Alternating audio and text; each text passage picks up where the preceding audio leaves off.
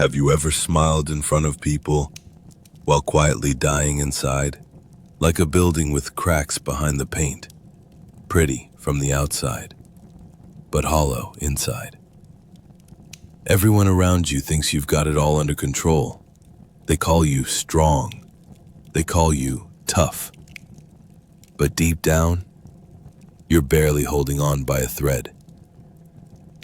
You're drowning, silently.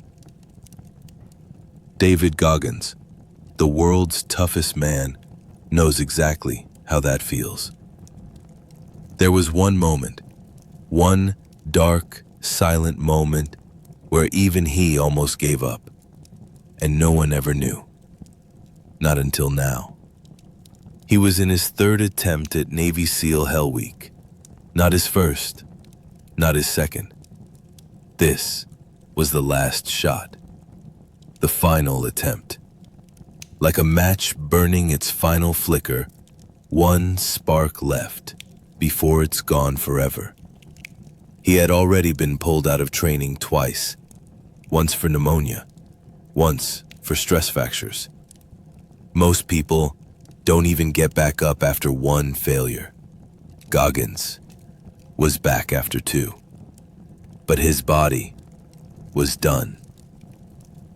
On the outside, he was still doing log carries, surf torture, cold plunges, but inside, his organs were whispering surrender. His legs were mutinying against every command. He was like a dam on the verge of breaking, cracks forming, pressure building, but somehow still holding. We all have that voice. You know the one. That voice is a shadow, always behind you, whispering doubt. This is too much. You're not strong enough. It's okay to quit. For Goggins, that voice wasn't a whisper. It was a storm.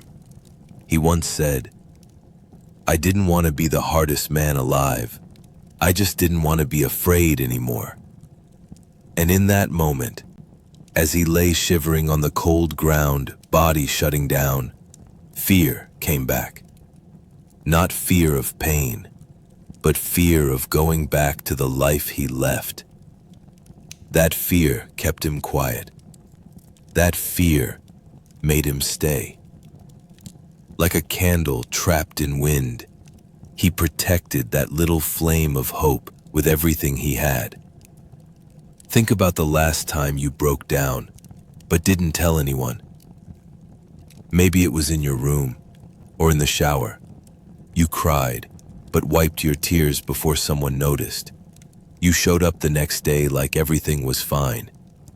That's what Goggins did. For 7 days straight, he trained with bleeding feet.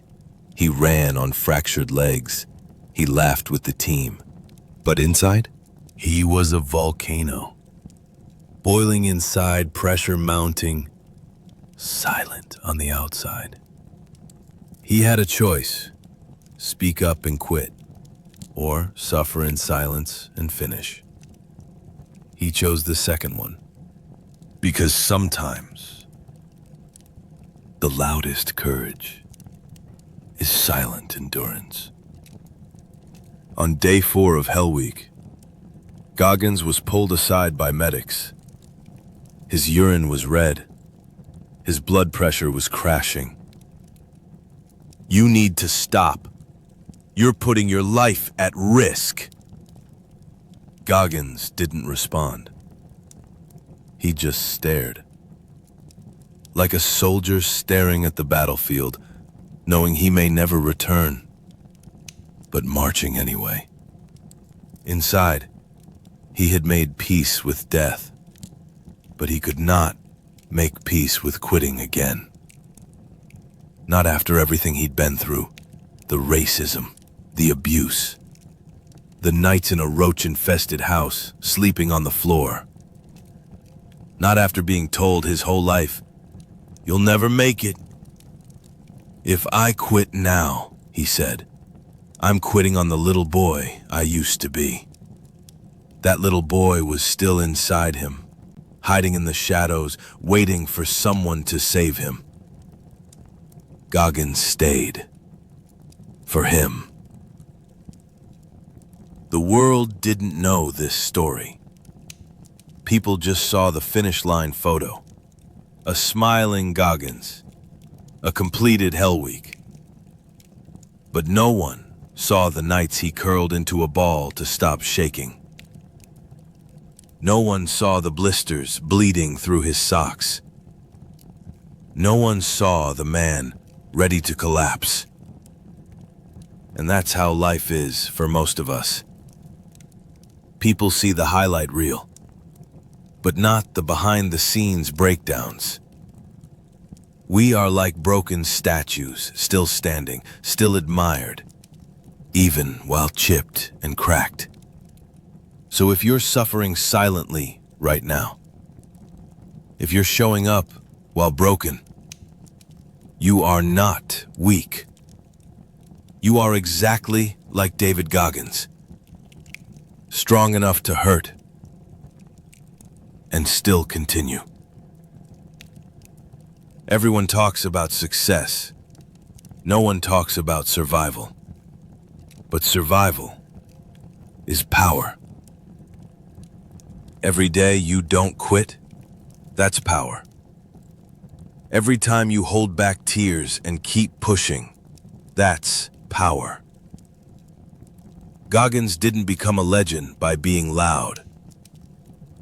He became a legend by being like steel in fire, melting, reshaping, becoming something unbreakable. So the next time you're on the edge and no one sees what you're going through, whisper to yourself what he did. I am not done yet. This is not the end. I was built for this. Because you were, you are, and deep down, you already know it.